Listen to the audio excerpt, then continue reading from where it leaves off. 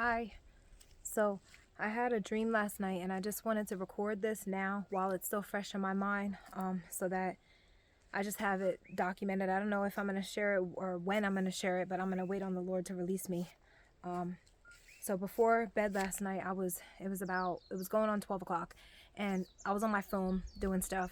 And it was like, I felt like the Lord was saying, like, at 12 o'clock, okay, like, pray. And I'm like, okay. And I've been slacking and being consistent with my prayer life or whatever. And I was like, okay. So then 12 o'clock rolled around, but I was still finishing up some stuff that I was doing. I was like, okay, Lord, like 12:30. So then 12:33 rolls around. I get off the phone. I get into prayer. And I'm just in, like, like repentance and just asking him, like, Lord, like I wanna feel you, like, let your presence come, like, I submit to you, like, I've been off track with prayer. And like, like when you go through these seasons, right? And this was one of them times where I'm just like, okay, Lord, like, I know you've been waking me up here and there at 3 a.m. I've been getting up and praying and for the last couple days here and there, but like I need to pray. I felt the urge to pray. So then I did, and I was telling him, like, I want to feel your presence, like, I want to feel you, like, I don't, like, not theatrics, like, I just come, like, just come, just let me know what I need to know, help me to see what I need to see, like, cleanse my heart. So then I got out of prayer or whatever. When I was done, I went to bed. So then I had this dream, and in this dream, this was very, very intense. There was about me, and there was like 7 other people in this room, and like it was like a kind of like a prayer room. And like when I went in, these other people, like, I knew that, like, it was all about God and prayer, and like I wanted to feel like his presence, like his glory. So that's what I was thinking, and I was like kind of like trying to discern the room, like, is this really, like, are they really feeling it? How does it feel when you really feel it come upon you? And because I don't feel like I've ever really experienced his glory fall upon me like that. And then all of a sudden, like, when I walked into the room, I quickly felt his glory, and it was like so powerful. It's hard to even describe. It was like you could feel it in the atmosphere, and I like couldn't even stand. I just like, like, I like went down, was like pressed down to the ground, and like it was like a weight was like pushing down. It felt like when I went to the ground, it was like how 2 magnets feel when you put them to the back of each other, when there's like that resistance. But it wasn't like how when magnets stuck together, it was like a resistance. Like it felt like weird, like I was going down to the floor, but it was like a weird like resistance to get down. But I immediately fell down on my face, and I was like just like overcome, and I quickly like felt his presence. And like, so yeah, it was so heavy it pushed me to the ground, right? So I literally like crawled just to lay down. And then the room was like super duper bright, and I was like, this sound came in, and it was like a wishing. It was like,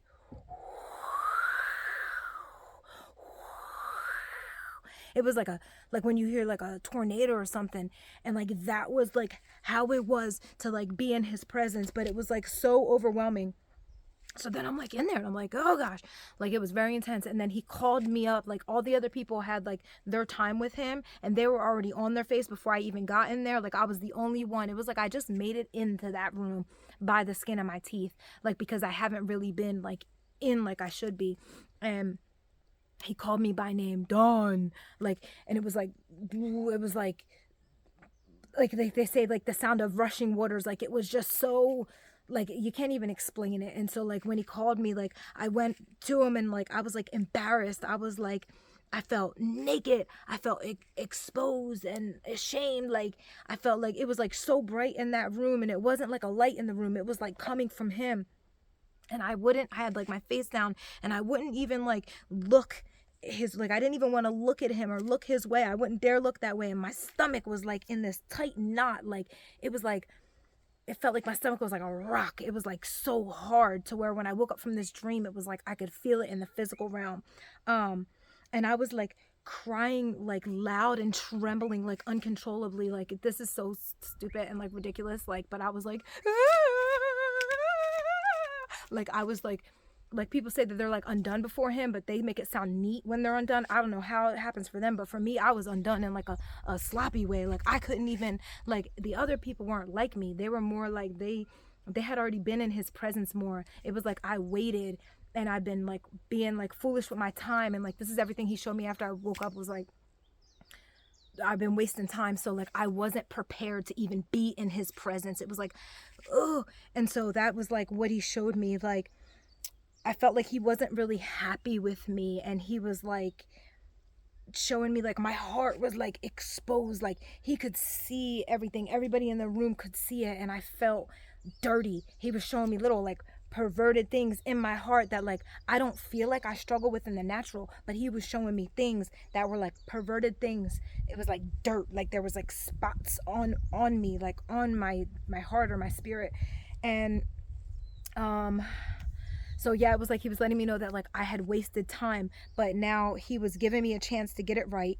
The wind was like blowing so fierce and so loud. Oh, then there was like these cards laid out. It was weird. It was like these big, like, you know, them big flashcards that you get for kids, and they were laid out for all 7 of us on the ground, and it had like one card and then like other cards, and it was like each of our purpose was like in them cards. And it's so weird because I never thought about this, like where they say let the cards be laid out, like play your cards, play your hand or whatever, but that's what it was like. Each one was like to show like a purpose. And he like said to me like, you have 9 months. Like he gave me like 9 months, and he didn't use words, but it was like, you have 9 months to get it right. Like there, like I knew that's like what he was saying, like you have 9 months, like from here out, like get it right, like get it right. So then I woke up and it was 3:43 a.m. and I was like, I for a minute I just like laid there, and I woke up and I realized like I was in like the fetal position, and my stomach still felt like it was like a solid rock, and like I couldn't move for a minute. I had to like remember everything that just happened. And it was like I was like breathing so heavy, like it was like I just had this experience that I came out of, but I felt like an urgency, like get it together, like stop wasting time. So as I woke up, that's what he was showing me, like oh, Leviticus was playing on the phone because we play the Bible while we sleep. And it was talking about, it was so crazy. It was like confirmation. It was Leviticus 9, or no, Leviticus 10. And it was saying, it was talking about right before that, how like Moses consecrated Aaron and stuff, and how the sons weren't right. And they offered strange fire to God, and they were killed from the presence of God. And then he was like, go get them, drag them out. And that's how I felt in that dream. It was like, the present, I was not ready, like the presence of God. If I like to ask him, oh Lord, like let me be in your presence, it's like you better be sure you're ready and like come to him repenting and clean, because like if he was there now, and like for me to even have his glory come upon me, I wouldn't survive it. Like I was like nothing. Like it was like I know he loves me, I know all that, but I needed this. And I just felt like I wasn't fit to even be in his presence at this very moment. And as soon as I woke up, it was like, you need to fast. And I've been struggling with fasting. I've been like wanting to just eat. I'm like, Lord, like I want to fast. Like, you know, they say the spirit is willing, but the flesh is tough. I've been wanting to fast, but I can't crucify my flesh enough to do it. So I'm like, he's like, okay, like I've given you enough chances. This is the time now more than ever to be fasting. So that's what I'm going into. I ain't playing games. He's like, it's time to stop playing games. So I am just documenting this. If this can help somebody else, don't waste any more time. Frivolous things on the phone, scrolling. None of this matters. It's only him and his purposes. It's like, what are you doing with the time that I'm giving you? What have you done with your children? Like, what are you doing? And I know it's not about like works and never being able to do enough. That's not what it's about. It's just like, if you say that you're his, and you say that you're like, you know, in with him, and you know God, do you know God? Are you in his presence? Are you hearing him clearly? I want to hear him more clearly. And I've been telling that lately. Like, I feel like I have like a distance where I'm just not hearing him like I'm supposed to. And that's because I need to fast, and I need to crucify my flesh, and I need to stop letting distractions get in my way and other things that aren't very important.